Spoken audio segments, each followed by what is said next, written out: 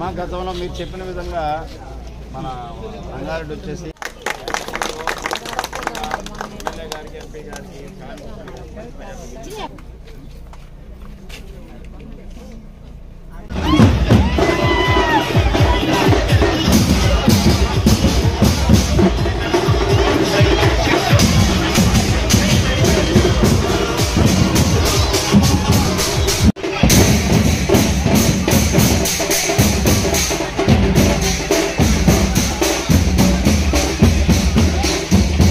ఇప్పటికే 3 గ్రామాల సర్పంచులు కూడా మన పార్టీ తరఫున గెలిచిన వారే మన వెంటే ఉన్నారు.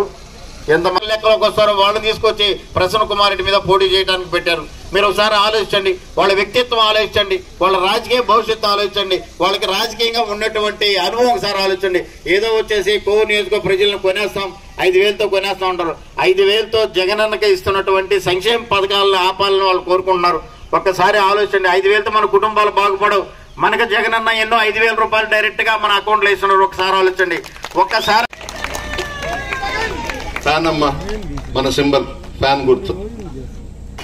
ప్రతి కుటుంబం లబ్ధి పొందారు, అన్ని పార్టీల వారు కూడా లబ్ధి పొందారు. ఈరోజు ఎలక్షన్స్ వచ్చాయి.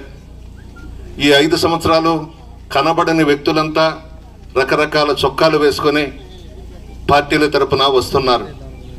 2 సంవత్సరాలు కరోనాతో పోయింది. కరోనా వచ్చినా జగన్మోహన్ రెడ్డి గారు సంక్షేమ పథకాలు ఆపలేదు.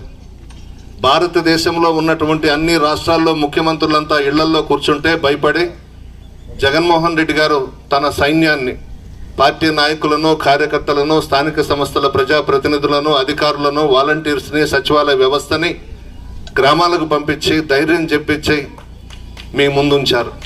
ఎవరు కూడా కనబడలేదు ఆ రోజు. ఈరోజు ఎలక్షన్స్ వస్తున్నాయని అందరూ వస్తున్నారు. ఒక్కటి మీరు గమనించండి, జగన్మోహన్ రెడ్డి గారు పేదల పక్షాన నిలిచారు. చంద్రబాబు, పవన్ కళ్యాణ్, భారతీయ జనతా పార్టీ ధనవంతులకు, కోటీశ్వర్లకు కొమ్ముగాస్తా ఉంది. ఇది మీరు గమనించాలి. పేదలందరూ కూడా రాష్ట్రమంతటా, ముఖ్యంగా మహిళలు, జగన్మోహన్ రెడ్డి గారిని ఈ రాష్ట్రానికి ముఖ్యమంత్రిగా చేసుకోవాలని కృషి చేస్తూ ఉన్నారు. మిమ్మల్ని అందరినీ ఒకటే కోరుతున్నా, పెమ్మారెడ్డిపాలెం 50 సంవత్సరాల కళ ఎవరు తీర్చనది. నేను, జగన్మోహన్ రెడ్డి గారు మీ గ్రామాన్ని పంచాయతీగా ఏర్పాటు చేశాం. ఎవరు కూడా చేయలేదు. ఎంతోమంది ముఖ్యమంత్రులు మారారు, ఇక్కడ ఎంతోమంది ఎమ్మెల్యేలు చేశారు, మంత్రులు చేశారు. ఎవరు కూడా చేయలేదు. మీ గుండె మీద చెయ్యి వేసుకొని మీ మనస్సాక్షిగా వదిలేస్తున్నా. ఒక్క ఓటు కూడా అవతలకు పోకూడదు. మిమ్మల్ని గుర్తించి మీ గ్రామాన్ని పంచాయతీ చేసినటువంటి నన్ను, జగన్మోహన్ రెడ్డి గారిని, విజయసాయి రెడ్డి గారిని మీరు ఆశీర్వదించాలి. ఆనాడు ఎవరైతే నాతో కూడా తిరిగి పంచాయతీ చేయమని చెప్పి అడిగారో వాళ్ళంతా ఈరోజు వేమిరెడ్డి ప్రభాకర్ రెడ్డి దగ్గర డబ్బులు తీసుకొని ఈ గ్రామానికి సంబంధించిన వాళ్ళు అమ్ముడుపోయినారు. ఎవరు వెళ్ళినా మీరంతా కూడా జగన్మోహన్ రెడ్డి గారికి, నాకు, విజయసాయి రెడ్డి గారికి అండగా ఉన్నారు. పేద ప్రజలు అమ్ముడు పోరు.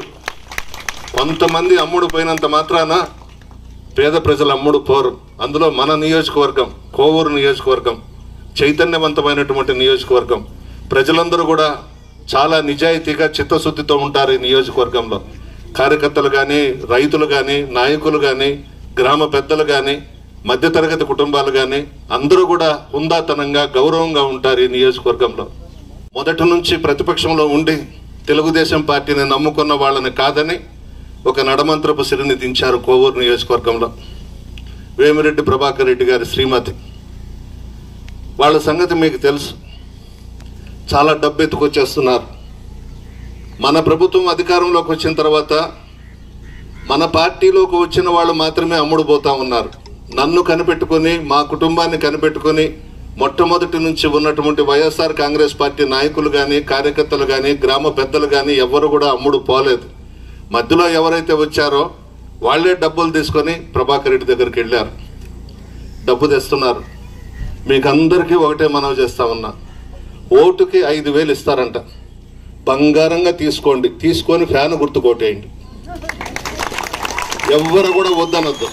ఎందుకంటే అదంతా అక్రమంగా సంపాదించిన డబ్బే, అన్యాయంగా సంపాదించిన డబ్బే. మా పార్టీ నాయకులు, కార్యకర్తలు కూడా చెప్తా ఉన్నా, ఎవ్వరు కూడా వద్దనొద్దు, బంగారంగా తీసుకోండి. పోలింగ్ బూత్లోకి పోయి ఒక్కొక్కరికి 2 ఓట్లు ఇస్తారు, 2 కూడా ఫ్యాన్ మీద గుద్దండి.